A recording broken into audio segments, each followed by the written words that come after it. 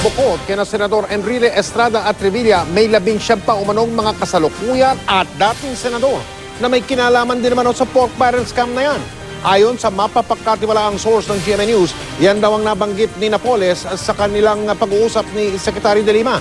Samantala, isang grupo ng mga tiga-NBI at DOJ ang bumisita na kay Napoles sa ospital na Makati para siguraduhin ang kanyang mga isiniwalat kagabi. Ay sigurado totoo nga at mula sa Makati, nakatutok. Live po ito si Sherian Torres.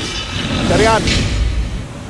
Yes, Mike, katatapos lamang makipagpulong nitong si Janet Lim Napoles dito sa grupo na NBI at DOJ representative na pinadala dito sa ospital na Makati ni Justice Secretary Leila de Lima. 6:10 lumabas, Mike, ang van na sinakyan nitong naturang grupo. Ang pagpunta dito sa OSMAC nitong pinadalang mga tao ni Secretary de Lima ay kaugnay doon sa mga nalalaman ni Napoles sa pork barrel scam.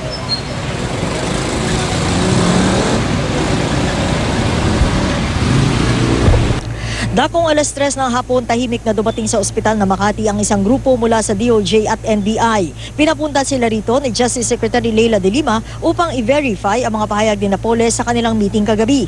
Matapos ang pulong na ito, mas naghigpit ang seguridad sa ospital. Sa ngayon, ang mga bisita na ibang pasyente dumadaan muna sa matinding pagtatanong. Kinungkunan na ID bago papasukin sa ospital. Sa labi, di nawawalan ng mga nakabantay na pulis. 5 oras ang pag-uusap ni De Lima at Napoles kagabi pero ayaw magbigay ng detalye ng Justice Secretary. Sinabi lamang niya na sinuportahan nito ang impormasyong nakinabang umano sa pork barrel funds sina Senador Juan Ponce Enrile, Bong Revilla at Jinggoy Estrada. Pero ayon sa mapagkakatiwalaang source ng GMA News, may binanggit daw si Napoles na 19 na senador na may kinalaman umano sa pork barrel scam. Sabi ng source, karamihan daw dito mga dating senador. May ilan ding senador hanggang ngayon. Ayaw itong kumpirmahin na abogado ni Napoles na si Attorney Bruce Rivera. Pero sabi niya, masaya raw ang kliyente niya matapos makausap ang kalihim.